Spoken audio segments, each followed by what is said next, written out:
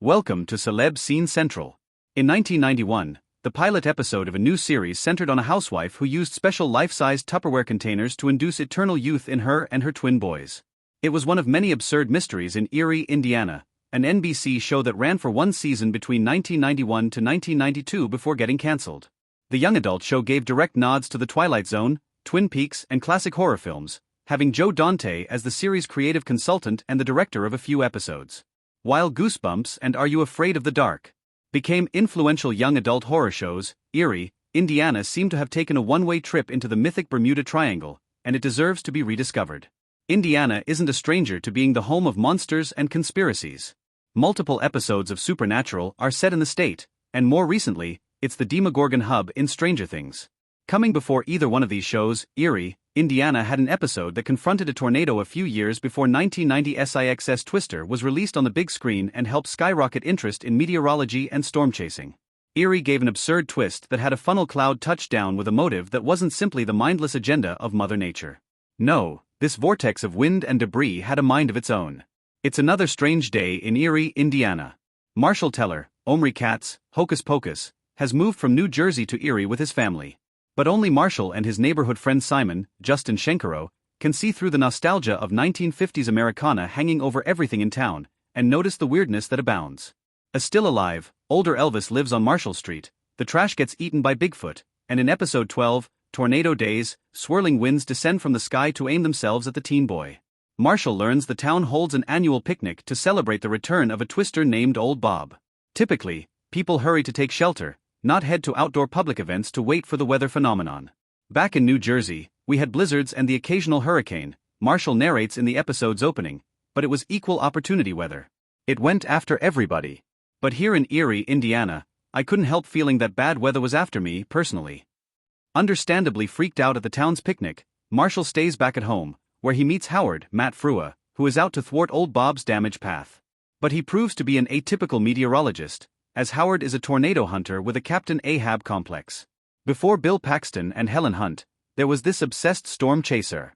After intense winds hit, a giant metal object crash lands outside Marshall's home, and when Simon and Marshall hurry outside to investigate, they discover it to be a traveling capsule for Howard. Typical of an episode in Erie, Indiana, Marshall is the rational character thrown into the orbit of kooky figures, and this episode is no exception.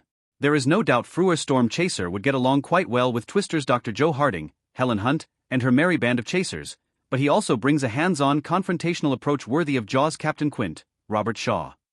Howard has built a tornado rider to take flight in Old Bob for what is a more specialized vehicle than any truck seen in either Twister or Twisters. But his mission isn't over yet, not when Old Bob lurks in the distance. Howard sends out a message to entice the bad weather to get closer. Instead of throwing chum into the water to attract a great white, Howard mocks Old Bob to make sure the episode doesn't get too scary for its younger audience. Your mama was a dust devil, Bob. Movie audiences in 1996 would be blown away by the CGI effects in Twister when the chasers have to speed away from an F1 or when a nighttime tornado strikes a drive-in theater. Without a Hollywood budget, the TV show had to be creative to put Old Bob on the small screen. The tornado in Erie, Indiana, is a monster with a grudge. Archival footage of real tornadoes is used, with Howard and Marshall being put against the real footage rather than a physical effect like in The Wizard of Oz.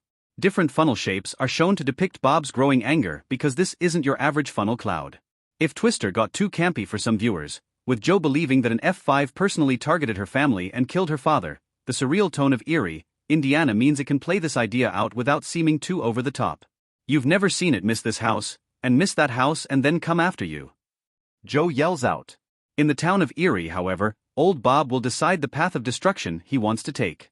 From first-hand accounts in the 2024 natural disaster docuseries In the Eye of the Storm, the formidable sound that comes from a twister is commonly described to be like the roar of a freight train. In Twister, the sound design helped to separate each tornado from another, like the shrill whistling noise of the waterspouts. In Erie, Indiana, Howard's arrival has the meteorologist showing Marshall the audio translator that can pick up the winds rotating within Old Bob and translate what it says. The raspy voice that is heard calls out to Marshall, feeling disrespected that the boy didn't attend the picnic. The cosmic horror in the Tornado Days episode. Big storms have big egos, Howard warns, and the show makes this clear by treating Old Bob like an eldritch deity, an inhuman force that extends from the skies. The cosmic horror influence is not as bleak as in movies and shows for older audiences, but there is even a similarity between the cults that worship Lovecraftian entities to how the town of Erie holds the annual picnic to appease Old Bob and avoid suffering damage to their homes. Marshall's older sister is even picked by the locals in charge of the festivities to be dressed with a tornado-themed headpiece and act as a pageant queen-like figure at the picnic. Characters or situations may get silly, but Tornado Days and other Erie, Indiana episodes weren't afraid to bring a dark edge to its stories. As the town fears the celebration isn't enough to calm Old Bob down, they have a passing thought about using Marshall's sister as a human sacrifice. What makes the monstrous threat from Old Bob all the more fascinating are the connections Erie has to the surreal horror soap opera that changed the TV landscape in 1990 from the creative minds of David Lynch and Mark Frost. There are countless references to Twin Peaks, with two big nods in Tornado Days. Erie, Indiana, is an underrated 90s horror series. The twister's name, Old Bob, wasn't by accident. It's taken from Frank Silva's long-haired, supernatural monster named Bob, that brings misery and death. Alumni actor, Harry Goes, even has an appearance. In Twin Peaks, he was the sweet but dim-witted Deputy Andy, and he plays Sergeant Knight in Erie, with a more serious face but remaining a source of comic relief due to Knight's ineptitude.